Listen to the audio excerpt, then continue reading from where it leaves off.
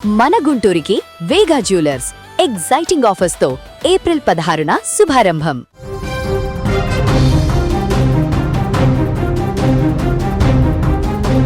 ప్రపంచం ఊపిరి బిగబట్టి చూస్తోంది. పశ్చిమాసియాలో ఏ క్షణమైనా అణుబాంబు పేలవచ్చన్నటువంటి ఉద్రిక్తత నెలకొంది. అమెరికా ఇరాన్ మధ్య శాంతి చర్చలు పూర్తిగా విఫలమయ్యాయి.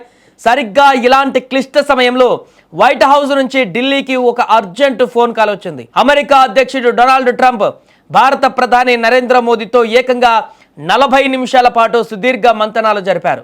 పశ్చిమాసియాలో పరిస్థితులు, హార్మూజ్ జలసంధిని తెరవడం గురించి చర్చించామని సాక్షాత్తు ప్రధాని మోదీనే స్వయంగా ప్రకటించారు.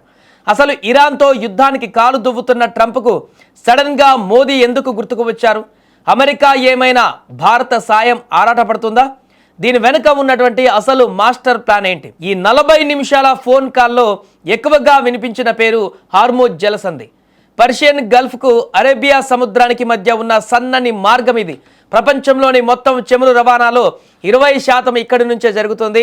అమెరికా దాడి చేస్తే ఇరాన్ ముందుగా చేసే పని ఈ హార్మూజ్ జలసంధిని బ్లాక్ చేయడమే. అదే జరిగితే ప్రపంచవ్యాప్తంగా పెట్రోల్, డీజిల్ ధరలు ఆకాశాన్ని తాకుతాయి. గ్లోబల్ ఎకానమీ కుప్పకొలుతోంది. ఈ జలసంధిని సురక్షితంగా ఉంచాలంటే సముద్రం మీద బలమైన పట్టు ఉండాలి. అక్కడ అమెరికాకు ఉన్న ఏకైక నమ్మకమైన, అత్యంత శక్తివంతమైన భాగస్వామి ఇండియన్ నేవీ. అందుకే ఆ సముద్ర మార్గంలో భారత నావికాదళం గస్తీ పెంచాలని ట్రంప్ పరోక్షంగా మోదీని కోరినట్లుగా విశ్లేషకులు భావిస్తున్నారు. ట్రంప్కు మోదీ గుర్తుకు రావడానికి మరో బలమైన కారణం కూడా ఉంది. అమెరికాతో భారత్కు ఎంత స్ట్రాంగ్ రిలేషన్ ఉందో ఇరాన్తో కూడా వందల ఏళ్ల చారిత్రక బంధం ఉంది. ముఖ్యంగా ఇరాన్లోని చాబహార్ పోర్టును డెవలప్ చేసింది భారతే. ఒకవేళ అమెరికా ఇరాన్ యుద్ధం వస్తే భారత్ ఎవరి వైపు నిలబడుతుంది? తటస్థంగా ఉంటుందా, లేక ఇరాన్కు లోపాయికారి మద్దతు ఇస్తుందా అనే భయం అమెరికాకు ఉంది. అమెరికా ఫస్ట్ అనే సిద్ధాంతాన్ని నమ్మే ట్రంప్ ఈ యుద్ధంలో భారత్ తమకు వ్యతిరేకంగా వెళ్లకుండా ముందే మోదీని కట్టడి చేసి లేదా తమ వైపు తిప్పుకునేటువంటి ప్రయత్నంలో భాగమే ఈ ఫోన్ కాల్ అని దౌత్య నిపుణులు చెబుతున్న మాట. మరి అమెరికా భారత సాయం కోసం అర్రులు చేస్తుందా అంటే అవుననే చెప్పాలి. అగ్రరాజ్యం అమెరికా దేనికైనా సిద్ధమే, కానీ ఇప్పుడున్న పరిస్థితుల్లో ఒంటరి పోరాటం దానికి ఏమాత్రం శ్రేయస్కరం కాదు. రష్యా, ఉక్రెయిన్, ఇజ్రాయెల్, హమాస్ లాంటి యుద్ధాలతో ప్రపంచం అట్టుడుగుతుంది. ఇలాంటి సమయంలో ఇరాన్తో ప్రత్యక్ష యుద్ధం అంటే ఆసియాలో అమెరికాకు ఒక బలమైన మిత్రుడు కావాలి.